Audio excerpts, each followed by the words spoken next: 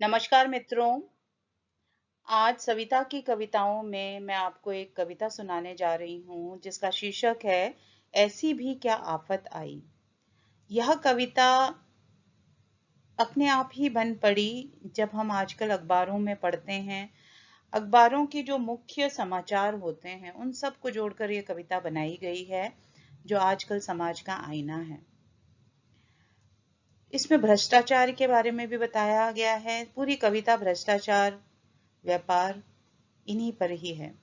तो जैसे कि आप सब लोग जानते हैं कि भ्रष्टाचार का शाब्दिक रूप जो है भ्रष्ट आचरण। तो ऐसा कार्य जो अपने स्वार्थ सिद्धि की कामना के लिए समाज के नैतिक मूल्यों को ताक पर रखकर किया जाता है उसे भ्रष्टाचार कहते हैं।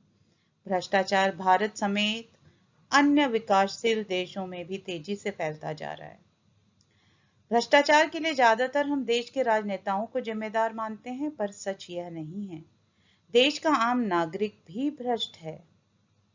एक दूध बेचने वाला भी भ्रष्ट है अगर वो बेईमानी करके दूध में पानी मिला रहा है। कई ऐसे लोग हैं जो भ्रष्टाचार देख रहे हैं, देखते हुए भी जो कुछ कह नहीं रहे हैं वो भ्रष्ट है। हम भ्रष्टाचार की बातें करते हैं पर अपना काम निकलवाने के लिए हर किसी व्यक्ति ने दूसरे व्यक्ति को किसी न किसी रूप में कुछ न कुछ जरूर दिया होगा, उसे भी भ्रष्ट माना जाएगा। भ्रष्टाचार देश में लगा वह दीमक है जो अंदर ही अंदर देश को खोखला कर रहा है। यह व्यक्ति के व्यक्तित्व का आईना है जो यह दिखाता है कि व्यक्ति लोभ, असंतुष्टि, आदत और मनसा जैसे विकारों की वजह से कैसे मौके का फायदा उठा सकता है। तो आइए कविता सुनते हैं। ऐसी भी क्या आफत आई, ऐसी भी क्या आफत आई, कलयुग में भैया राम दुहाई। अखबारों की खबरों से मानवता शर्माई, 80 साल के बुढ़े ने शादी रचाई। एक लड़की शादी के दिन ही मां कहलाई, देवर ने भाभी को बनाई लुगाई। बेटी ने माँ बाप के खिलाफ रिपोर्ट लिखाई। ऐसी भी क्या आफत आई, ऐसी भी क्या आफत आई।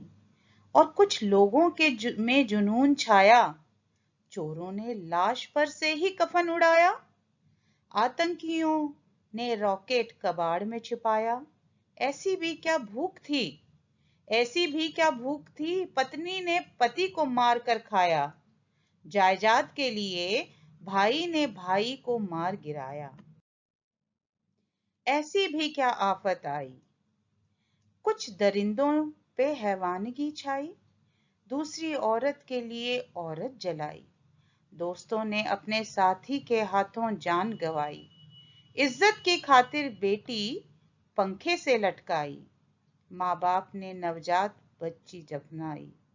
कुछ जवानों ने भी अपनी सहूलियतों का फायदा उठा, इज्जत, आबरू और आंखों के पानी को मारकर अपने ही वर्दी को दागदार किया।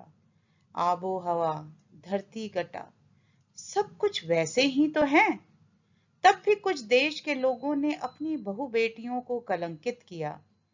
खिलाड़ियों ने अपनी टीम हराने को घूस खाई। कैबरे नृत्य के लिए शास्त्रीय संगीत की धुन बजाई। ऐसी भी क्या आफत आई, ऐसी भी क्या आफत आई। कहाँ गया वो भाईचारा और प्यार, कहाँ गया वो भाईचारा और प्यार।